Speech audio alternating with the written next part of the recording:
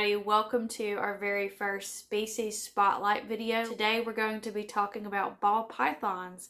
So we really hope you enjoy this video. I've got Calypso out here, our normal double het orange ghost clown girl, and I thought she'd be the perfect poster snake for the video since she has the classic look of the ball python in the wild.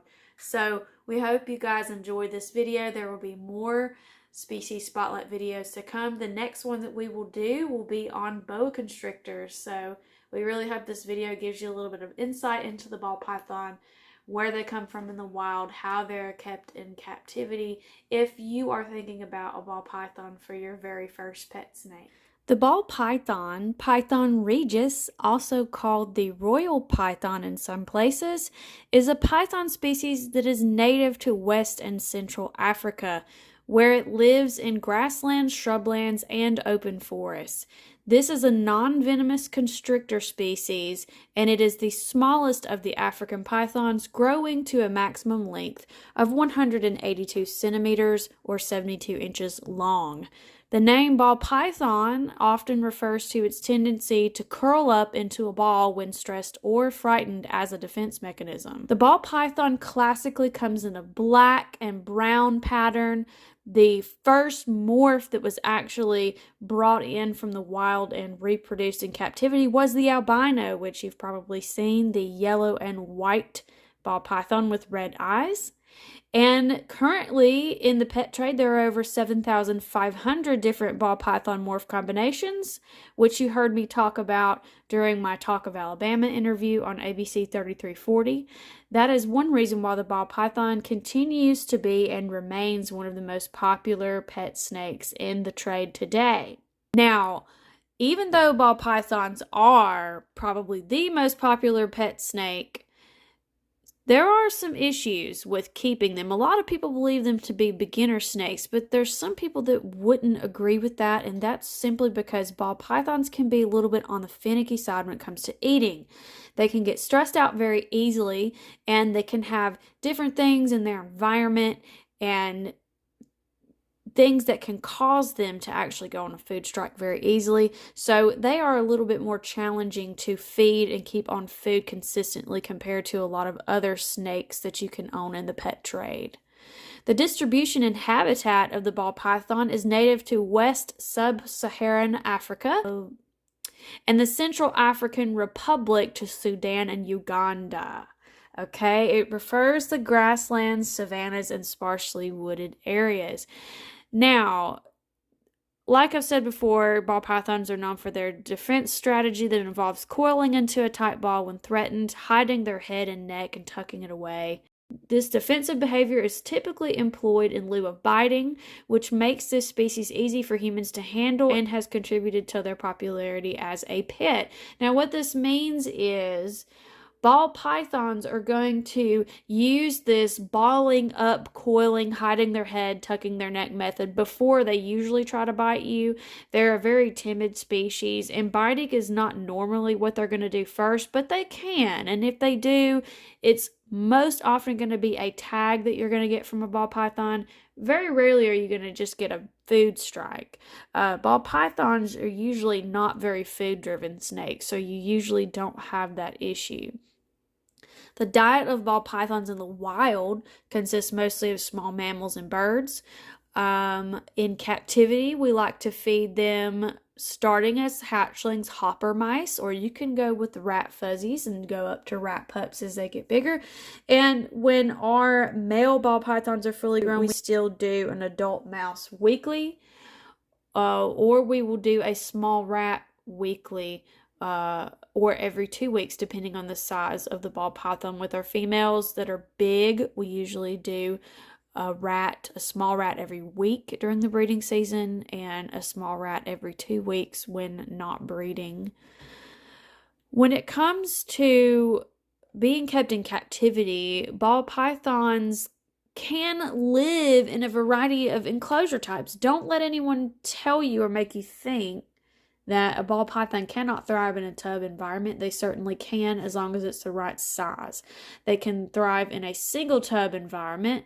They can thrive in a snake rack environment. They can thrive in a tank environment. it's up to you, okay?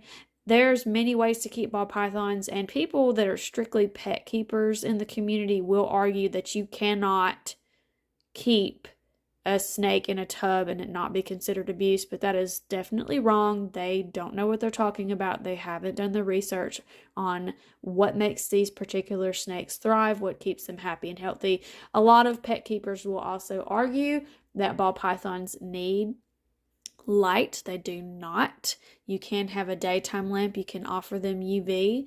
They don't need it though to survive. Like I said, there are people that argue that, but it's not true.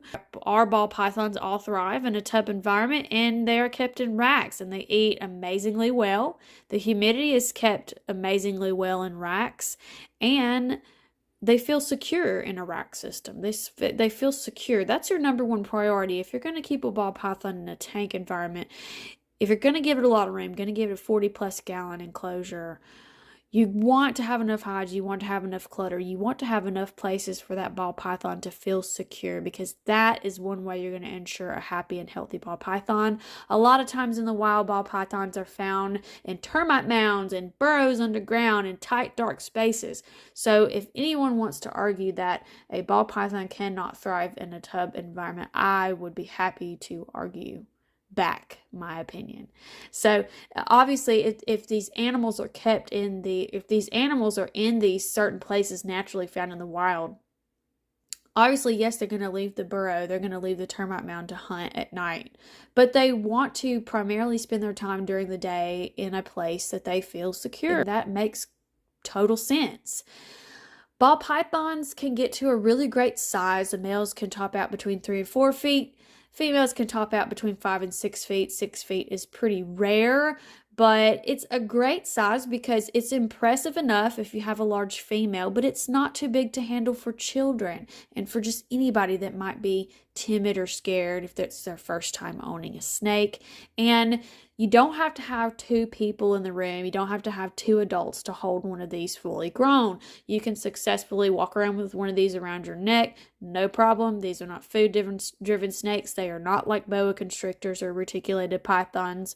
You can feel safe with these guys. They're very docile. They have great temperaments. Even if you have a hatchling that's defensive, you can totally fix that over time with plenty of handling. Handle them at least twice a week. Remember, 48 hours after eating, because we don't want to cause a regurgitation episode.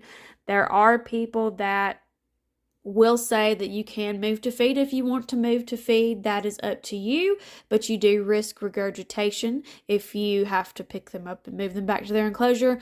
I feed all of mine in the enclosure. Once again, it is up to you. They will not become cage defensive though if you do feed them in the enclosure. Ball pythons are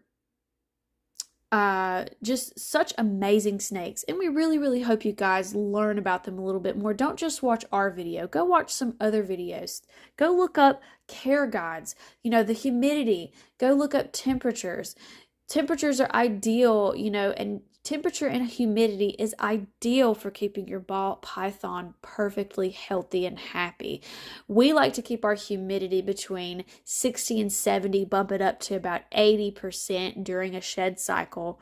And we also like to keep our temperatures on the cooler side between 75 and 80, and on the hot side between 89 to 92. We don't want to go over about 91 or 92. We don't want to go over 92. We want to keep it in that sweet spot. And that is how we also incubate our eggs. We also incubate our ball python eggs between 88 and 90 degrees. So we consistently incubate at that temperature, and we usually get our eggs pipping at the 60-day mark, sometimes a couple days earlier than that. So keep that in mind. Temperatures, even if you are keeping a ball python as a pet in a tank, or if you are breeding and you want to incubate some eggs in an incubator, those 88 to 90 degree temperature ranges are primal. We really hope you enjoyed this video today. This is our first species spotlight video, and obviously we wanted to focus on ball pythons because that is the species of snake that we primarily breed here at Magic City Morphs. If you have any questions for us or you're interested in one of our ball pythons, please go visit us on Morph Market and see what we have available. And you can also contact us through Instagram, Facebook. You can message us and we will be glad to help you. Thanks guys, and we'll see you in the next video.